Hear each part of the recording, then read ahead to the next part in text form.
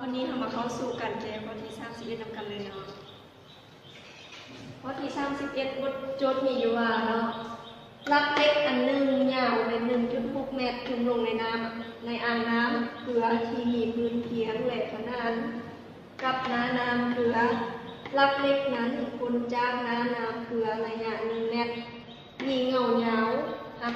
3 เมตรเนาะจงซอกผ้าลงยาวเงาที่อยู่พื้นอ่าง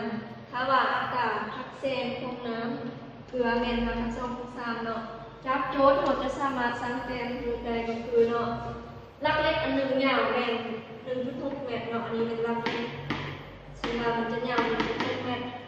จุ่มลงในอันนี้จะเป็นอ่างน้ำเนาะอ่างน้ำเกลือจุ่มลงในอ่างน้ำเกลือที่มีพื้นเพียง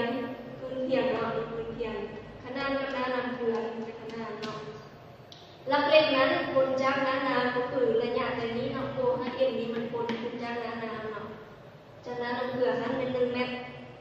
มีเงายาวขึ้นมาที่โอให้เอ็มดีแมนค่ะมัน3 เมตรเนาะแล้วเป็นม้าให้2 5ลงยาวเงาที่อยู่พื้นอ่างเนาะก็คือระยะแต่ B54 นี้เนาะถ้าว่าอัตราทางเส้นของน้ำเกลือแน่น2 เนาะวันนี้จากโจทย์เนาะเขาจะมี CM ของเขาในระยะตัวนี้เนาะแมนต่อกับ 1.6 เมตรแล้วระยะ O5M นี้แมน1 เมตร ON นี้แมนจะเท่ากับ3 เนาะแล้ว M2 เท่ากับ3 M2 นี้แมนอ่างน้ำเนาะในน้ำ BC คนใน5 BC เนาะซึ่งว่าเป็นพื้นเป็นเงาของพื้นอยู่อ่างน้ำเหมือนเนาะว่าเท่าไรซึ่งเรารู้ว่าพื้นของ BC จะเท่ากับระยะแต่ 4 5A นี้บวกให้ระยะ AD เท่ากับจึงจะได้ BC เนาะดังนั้นทำให้ตัวนี้เป็นตัวที่1ไว้เลยเนาะจากมุม3 แจ OMN เนาะเขาจะมีมุม OMN นะเท่ากับไอเนาะมุมไอก็คือมุมฮอตซึ่งว่าจากชุดเนาะซึ่งไอจะเท่ากับ OM ส่วน MN ซึ่งเรารู้แล้วว่า MN มีเท่ากับ5/2ของ1^2บวกให้5/2ของ3มันคือกำลัง2เนาะเขาจะได้ MN มีเท่ากับ5/2ของ4ทอนหารได้2เนาะ MN จะเท่ากับ2 เมตรเมื่อเราได้ค่าของ MN แล้วเรามาแทนค่าเฉลยเนาะสิ้นของมุม I จะเท่ากับ5/2ของ3ส่วนใน2เพราะว่า ON เรารู้แล้วมันก็เท่ากับ5/2ของ3แล้ว MN ของเราเป็น2ซึ่งว่าค่าของสิ้น5/2ของ3ส่วน2นี้มันจะกลมกับ60องศาเนาะแล้วอันนี้จะเป็นค่าของ I เนาะมันจะได้มุม I เท่ากับ60องศาเลยวันนี้เมื่อเราได้มุม I แล้วเราก็มาซอกค่ามุม R เนาะวันนี้เนาะซึ่งเราจะซอกมุม R ได้จากสูตรนี่sin I ส่วนในsin R จะเท่ากับ n2 ส่วน n1 แล้วพอเราเอาsinของมุม R จะได้เท่ากับsinของมุม I คูณให้ n1 ส่วน n2 แล้วเราก็แทนค่าใส่เลยเนาะ sin I จะเท่ากับ1ส่วน5/2 3คูณให้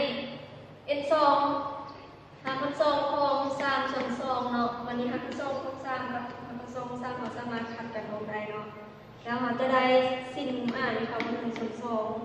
ซึ่งว่าsin1ส่วน2เมตรจะกลมกับมุม30องศาเนาะแล้วเราจะได้30องศานี่เป็นมุมของมุม R เลยเนาะวันนี้เมื่อเราได้2มุมแล้วเนาะมุมเราได้มุม I และมุม Rแล้วเราจะมาซอกหาพื้นของ AB ก่อนเนาะเราจะซอก AB ได้ตัวสังเกตตรงมุมเนาะมันจะเป็นมุม3 แจเนาะซึ่งว่าเราสามารถใส่ตั้งได้เนาะจากตั้งของมุม R เนาะเพราะว่าตัวนี้จะเป็นมุมแซงคัดเนาะตัวนี้มันอยู่ R นะ R มันคือตั้ง R จะเท่ากับระยะแต่ AB หารให้ AN เนาะเมื่อดังนั้นเราจะมาทอดเอา AB เนาะจะเท่ากับ AN คูณให้ตั้งของมุม30เนาะตั้ง R เนาะซึ่งเรารู้แล้วเราได้ค่า R เป็น30องศาเนาะดังนั้นตั้งจะเท่ากับ30ซึ่งเราตั้ง30เนี่ยจะเท่ากับ5/2ของ3ส่วน แล้วเขาจะได้0.6 คูณหากับ2 3ส่วน3แล้วจะได้ค่าของ AB แม่น 0.2 คูณหากับ2คูณ3แม่นเนาะวันนี้เมื่อเราได้คูณ AB แล้วดังนั้นจากสมผลที่1ที่เราไม่ไว้เป็นสมผลที่1เนาะเราก็เอาค่าของ AB มาแทนใส่ตรงนี้เลยเนาะซึ่งเราจะได้ BC จะเท่ากับ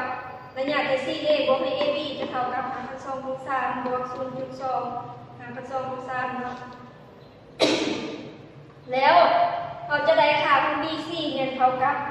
1.2 คูณหากับ2คูณ3เมตรอันนี้แมนจะเป็นระยะลวงยาวของเงาที่อยู่พื้นอ่างเนาะ BC จะได้เท่าจากนี้เนาะสำหรับการแก้ข้อนี้ก็จบ